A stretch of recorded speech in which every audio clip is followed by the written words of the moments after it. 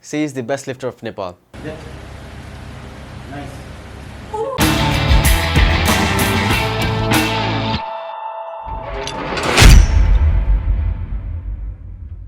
So we both are working on building her strength. हामी पोखरामा हुन लागेको गोर्खास क्लासिक वुमेन्स च्याम्पियनशिपमा पार्टिसिपेट गर्न लागेको छौँ and I am coaching her. First of all 31 days मात्र भयो that she has been going to the gym वेटसँग वर्कआउट गरेर आएको and she is already doing amazing. And that is why we decided to make a debut in this upcoming meet. And not so best part about this is I don't know much about powerlifting. I mean, I know how to lift proper, build strength, but how does a powerlifter trains for the meet is what I don't know. It's the first time that I'm working with these equipments and I think it's helping big time. As this is the first experience for me as well, I'm learning or trying to learn from this. This is me putting on the knee strap for the first time after watching numbers of tutorials on how to use this. Luckily we got this fine belt and sad thing is we couldn't get lifting shoes for this meet. But not to worry, from what I know is it's not necessary.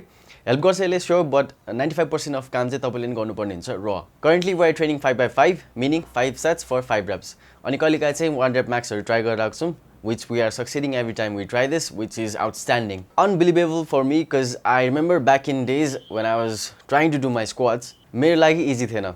कति वर्षपछि मैले 25 kg each साइडमा राखेर squat गरेको थिएँ, त्यो पनि blackout भएको थिएँ म. त्यो इन्सिडेन्ट पछि मैले खासै आफ्नो लेग चाहिँ ट्रेन गरिने त्यति बेला चाहिँ. पछि गएर मैले मेरो लेग ट्रेन पनि गरेँ, राम्रो प्रोग्रेस पनि भयो, which means that राम्रो गाइड चाहिने रहेछ. मेरो केसमा चाहिँ ग्रिस थियो अनि त्यसरी नै मेरो बहिनीको लागि I want to be there because I can see that she can do amazing in this sport. She is really good naturally and the way she executes her lifts are really good. Beginner को लागि यो धेरै नै राम्रो हो, which is unrealistic for most of us, even for boys.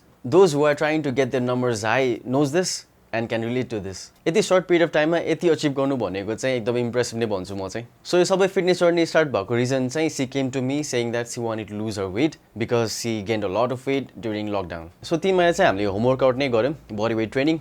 हामीले हाम्रो base राम्रो बनायौं सबै वर्कआउटहरुको. अनि उसले चाहिँ अहिलेसम्म 7 केजी घटाइसकेको छ. उ पहिला 64 किलोग्राम्स थियो, अहिले 57 छ. अब गेमसम्म चाहिँ हाम्रो टार्गेट भनेको 55 किलोग्राम्स हो. सो अहिलेसम्म चाहिँ हाम्रो प्लान भनेको अहिले जति सक्छ त्यसलाई नै मजाले प्र्याक्टिस गर्ने सो दैट हाम्रो ओपनिङ लिफ्ट चाहिँ मजाले जाओस्. अनि पछि गएर सक्ला जस्तो भयो भने चाहिँ वेट बढाउँला कम्पिटिसनको दिनमा, तर अहिले नै खुसी भएर वेट बढाएको बढाइ गरेर चाहिँ काम छैन. We don't want to get injured, we don't want to overtrain. अहिले भनेको चाहिँ मजाले आफ्नो टाइम लिएर रेस्ट लिएर स्मार्ट ट्रेन गर्नुपर्छ. अनि अर्को इम्पोर्टेन्ट कुरा चाहिँ मैले मात्रै मोटिभेट गरेर नि भएन, उ मात्रै इन्ट्रेस्टेड भएर पनि भएन. We both need to go side by side त्यही पेसमा. We both have to understand each other very well. चाहे तपाईले जतिसुकै खतरा ट्रेनर हायर गर्नुस्, at the end of the day तपाईले नै वेट उचाल्ने हो. सो त्यसैले गर्दा चाहिँ तपाईको मोटिभेसन लेभल चाहिँ एकदम हाई नै हुनुपर्छ. सो ब्याक टु आवर थम्बनेलको statement, she is the best lifter of Nepal.